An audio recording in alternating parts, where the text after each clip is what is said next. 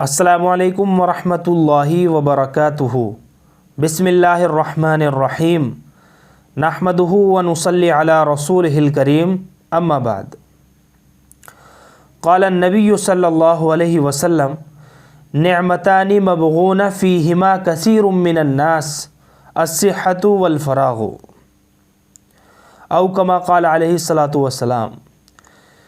मेरे प्यारे भाइयों, गुज़िश्ता कल भी मैंने यही हदीस तिलावत की थी जिसका तर्जमा यह है कि दो नेमतें ऐसी हैं जिनके बारे में बहुत से लोग धोखे में पड़े हुए हैं। एक सेहत की नेमत और दूसरी फ़रागत की नेमत। इस हदीस का दूसरा तर्जमा हम इस तरह भी कर सकते हैं कि दो नेमतें ऐसी हैं कि जिनके बारे में लोग घाटे के सौदे में हैं। गोया कि हुज़ूर अकरम सल्लल्लाहु अलैहि वसल्लम ने इन दोनों नेमतों को ताजिर के माल तिजारत से तशबीह दी है कि ये वक्त एक माल है। जैसे कोई शख्स तिजारत में अपना सरमाया लगा रहा है, वो सरमाया इसलिए लगाता है ताकि उसमें इजाफ़ा हो, बढ़ोतरी हो और नफ़ा हो। लेकिन अगर तिजारत के अंदर फ़ायदा और नफ़ा होने के बजाय असल सरमाया ही डूब जाए तो ये ख़सारे की बात है, ये नुकसान और घाटा है। इसलिए जनाब मुहम्मदुर रसूलुल्लाह सल्लल्लाहु अलैहि वसल्लम ने सेहत और फ़रागत को ताजिर के सरमाए से तशबीह दी है कि ये सेहत जो तुम्हें मिली हुई है या ये फ़रागत जो तुम्हें मिली हुई है, ये तुम्हारा सरमाया है और इस सरमाए के ज़रिए नफ़ा हासिल होना चाहिए। और वो नफ़ा ये है कि दुनिया के अंदर भी बेहतरी हो और ये सेहत और फ़रागत आखिरत की बहबूद के लिए इस्तेमाल हो। मेरे प्यारे भाइयों, अगर इस सेहत की नेमत को ज़ाय कर दिया, ज़ाय करने का मतलब ये है कि इसको किसी नफ़ा बख्श काम में नहीं लगाया बल्कि फ़ुज़ूल ज़ाय कर दिया, तो इसका मतलब ये है कि वो सरमाया डूब गया या जो फ़रागत अल्लाह ताला की तरफ से मिली हुई थी उसको गलत मसरफ़ में इस्तेमाल कर लिया। इसका मतलब ये है कि वो सरमाया डूब गया। इसलिए हुज़ूर अक़दस सल्लल्लाहु अलैहि वसल्लम ने फ़रमाया, ये दो नेमतें ऐसी हैं जिनमें अक्सर लोग खसारा उठाते हैं और उनका सरमाया डूब जाता है और नफ़ा भी हासिल नहीं होता। तो मेरे प्यारे भाइयों, इस हदीस पाक में हुज़ूर अकरम सल्लल्लाहु अलैहि वसल्लम ने बड़ी अजीब व गरीब तालीम दी है और हकीकत को बयान फरमाया है। हकीकत यह है मेरे प्यारे भाइयों कि हम सब लोग धोखे में पड़े हुए हैं। औकात ज़िंदगी को सही मसरफ़ में इस्तेमाल करने की फ़िक्र नहीं है। औकात ज़िंदगी बेफ़ायदा ज़ाय हो रहे हैं। एक वक्त ऐसा आएगा जिसमें इंसान हसरत करेगा कि काश मैं इन औकात ज़िंदगी को सही काम में ख़र्च कर लेता।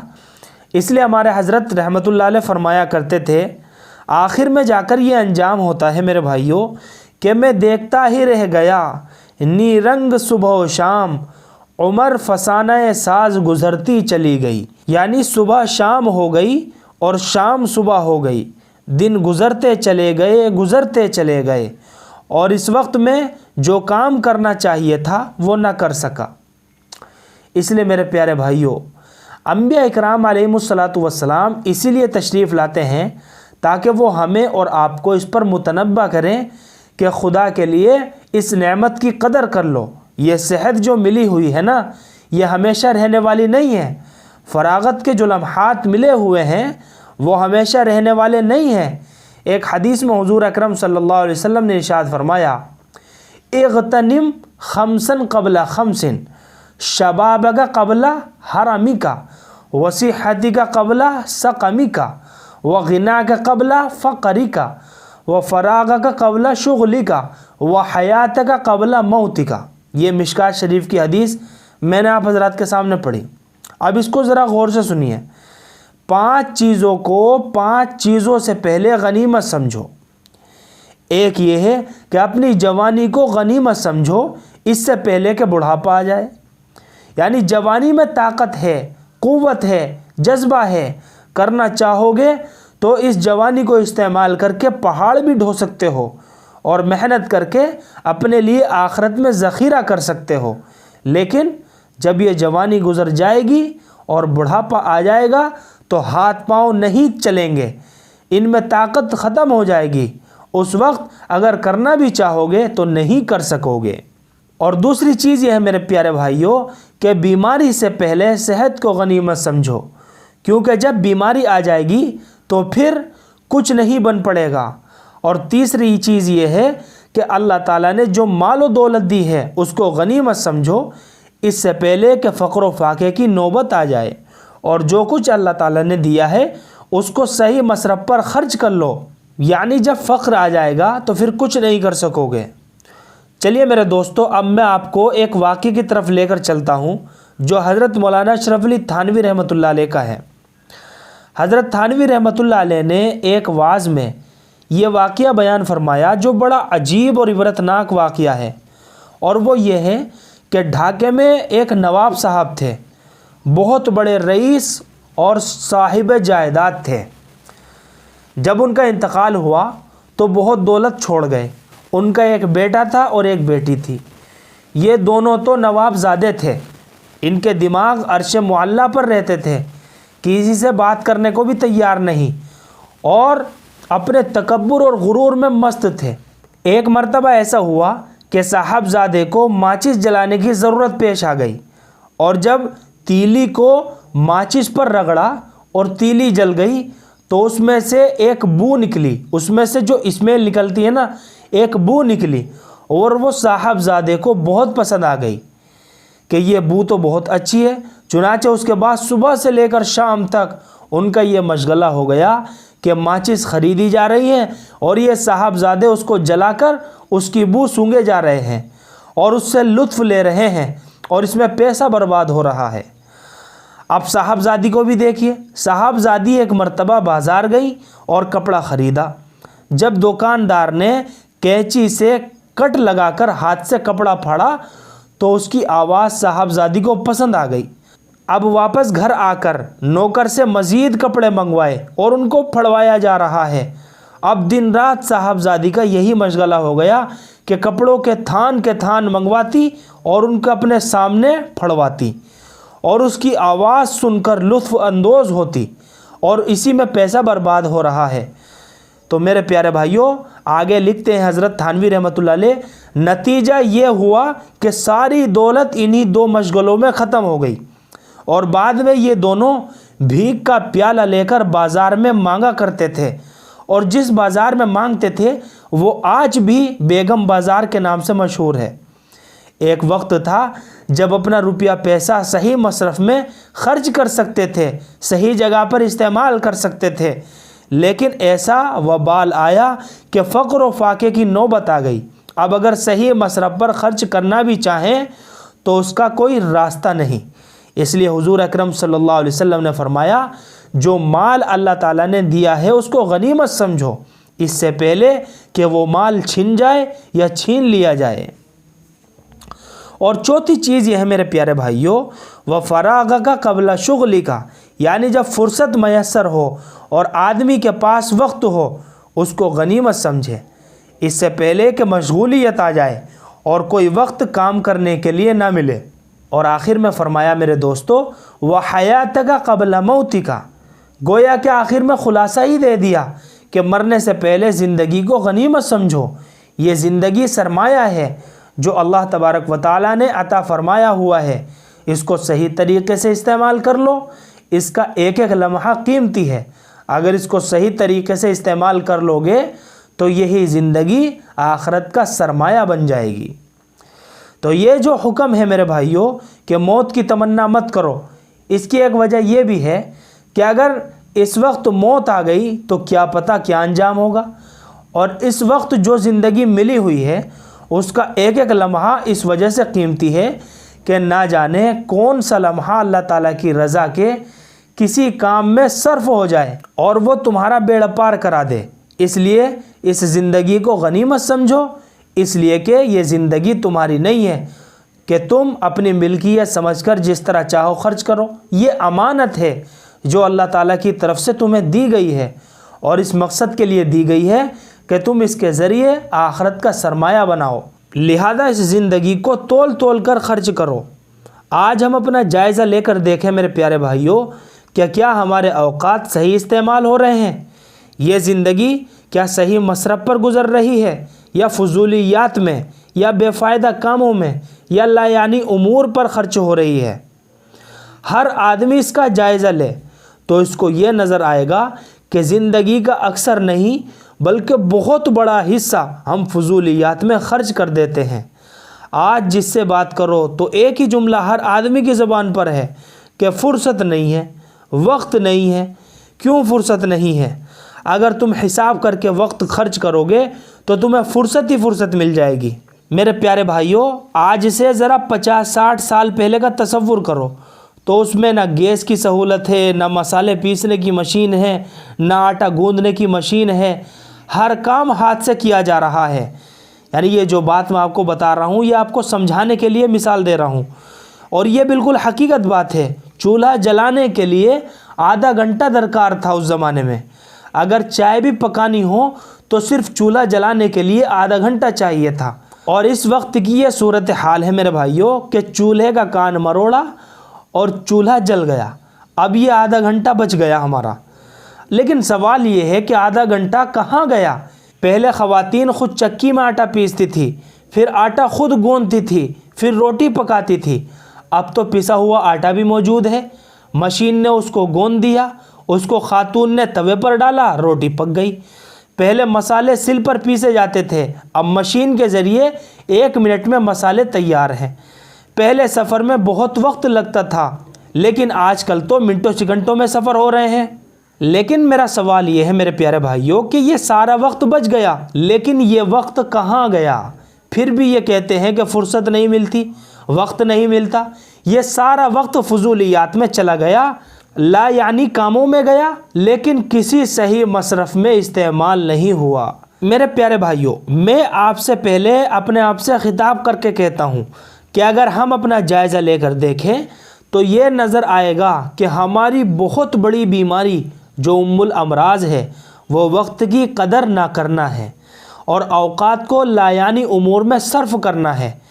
کبھی کہیں کھڑے ہو گئے اور فضول باتیں شروع کر دی اور وقت ضائع کر دیا، جس کے نتیجے میں نہ اوقات میں برکت رہتی ہے اور نہ ہی کام نمٹتے ہیں۔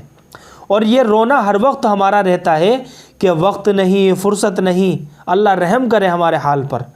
اگر اللہ تعالیٰ وقت کی قدر پہچاننے کی توفیق دے تو یہ سارا مسئلہ ہی حل ہو جائے۔ مثلاً آپ کسی کی عیادت کرنے کے لیے گئے تو جو سنت طریقہ عیادت کرنے کا ہے اگر اس طریقے سے عیادت کرو گے تو نہ اپنا وقت ضائع ہوگا اور نہ ہی دوسرے کا وقت ضائع ہوگا۔ نہ یہ کہ وہاں جا کر جم کر بیٹھ گئے، اپنا وقت بھی ضائع کر رہے ہیں اور دوسرے کا وقت بھی ضائع کر رہے ہیں۔ یا مثلاً کسی سے ملاقات کے لیے گئے تو سنت طریقے سے ملاقات کرو، ضرورت کی بات کر کے اور تھوڑا بہت ہنسی مذاق کر کے وہاں سے رخصت ہو جاؤ۔ لیکن ملاقات کے اندر گھنٹے گزار دینا تو اپنے سرمایے کو فضول ضائع کر دینا ہے۔ جیسے نواب زادے نے ماچس جلانے میں اپنا سرمایہ ضائع کر دیا تھا، یا جیسے نواب زادی نے کپڑا پھاڑنے میں اپنا سرمایہ ضائع کر دیا تھا، اسی طرح ہم لوگ بھی فضولیات میں اپنے وقت کا سرمایہ ضائع کرتے رہتے ہیں۔ میرے پیارے بھائیوں، ہمارے استاد اکثر فرمایا کرتے تھے کہ اپنے اوقات کو تول تول کر خرچ کرو۔ مثلاً پہلے سے یہ ذہن میں رہے کہ فلاں موقع پر مجھے 5 منٹ کا وقت ملے گا، میں اس میں فلاں کام کر لوں گا۔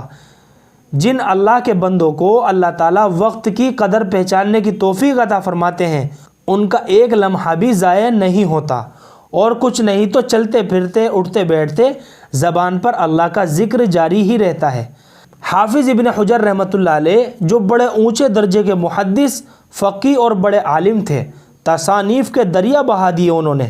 ان کے حالات میں لکھا ہے کہ وہ لکڑی کے قلم سے لکھتے تھے تو لکھتے لکھتے قلم کی نوک جب گھس جاتی تھی تو چاقو سے اس پر قط لگانے کی ضرورت پیش آتی۔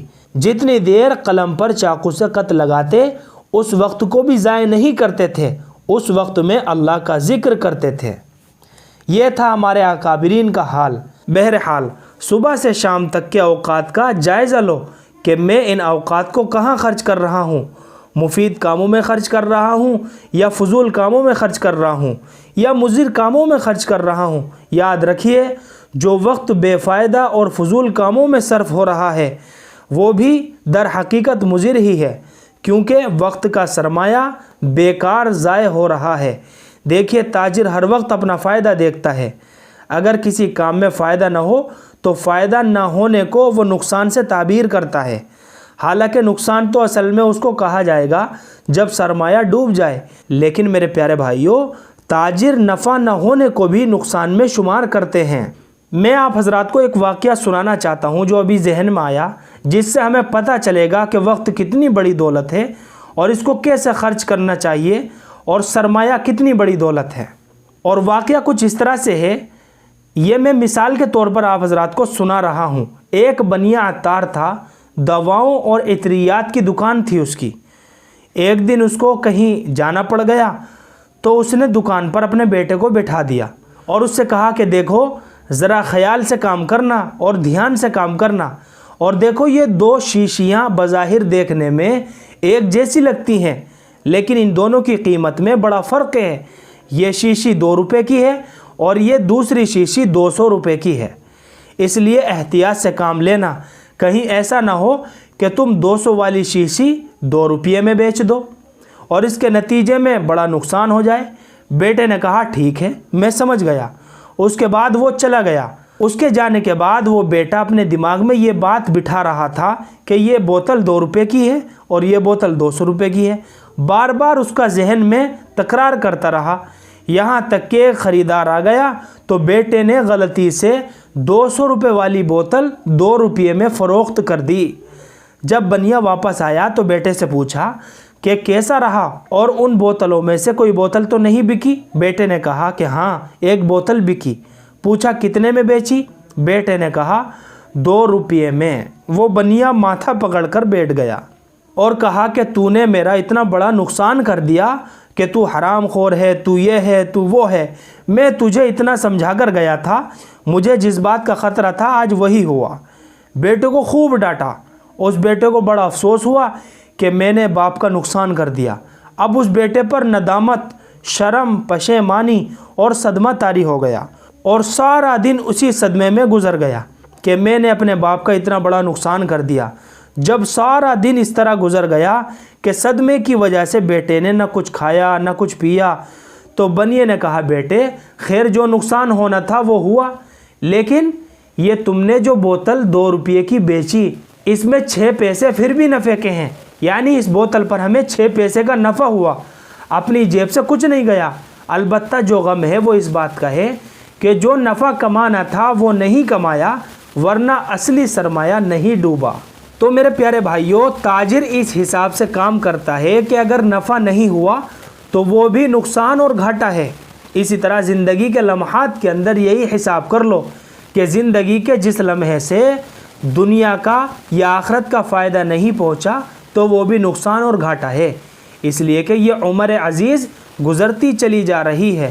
اب 2 باتیں عرض کرتا ہوں جو بزرگوں سے سنی ہوئی ہے، اللہ تعالیٰ اپنے فضل و کرم سے اس پر عمل کرنے کی ہم سب کو توفیق عطا فرما دے۔ تو انشاءاللہ اللہ کی رحمت سے امید ہے کہ زندگی کارآمد ہو جائے گی۔ وہ 2 باتیں یہ ہیں۔ پہلی بات یہ ہے کہ ذہن میں اس بات کی اہمیت بٹھاؤ کہ میری زندگی کا ایک ایک لمحہ قیمتی ہے۔ وقت کی اہمیت کا احساس دل میں بٹھائیں کہ اگر وقت کی اہمیت کا احساس ہی نہ ہو تو پھر بات آگے نہیں چل سکتی۔ میں بے شمار لوگوں کو دیکھتا ہوں کہ ان کے دلوں میں وقت کی اہمیت کا کچھ احساس ہی نہیں ہے۔ وہ یہ سمجھتے ہیں کہ اگر گھنٹہ 1.5 گھنٹہ بات چیت میں گزار دیا تو اس میں کیا نقصان ہے۔ اس کا مطلب تو یہ ہے کہ وقت کی اہمیت کا احساس ہی نہیں ہے۔ جو حدیث میں نے تلاوت کی اس کے الفاظ کو یاد کرو اور پھر بار بار اس کا تصور کرو جو حضور اکرم صلی اللہ علیہ وسلم ارشاد فرما رہے ہیں، نعمتانی مبغون فیہما کثیر من الناس الصحۃ والفراغ۔ اور آپ کے دوسرے ارشاد کا تصور کرو جس میں آپ نے فرمایا اغتنم 5 قبل 5، شبابک قبل حرمک، وصحتک قبل سقمک، وغناک قبل فقرک، وفراغک قبل شغلک، وحیاتک قبل موتک۔ جب بار بار ان احادیث کے الفاظ اور معنی کا تصور دل میں لاؤ گے تو رفتہ رفتہ وقت کی اہمیت دل میں پیدا ہوگی اور اس کے نتیجے میں وقت ضائع کرنے سے بچنے کی کوشش بھی کرو گے۔ اللہ تعالیٰ اپنے فضل و کرم سے اور اپنی رحمت سے ہمیں ان باتوں پر عمل کرنے کی توفیق عطا فرمائے اور وقت ضائع کرنے سے بچائے۔ آمین۔ وآخر دعوانا ان الحمد للہ رب العالمین۔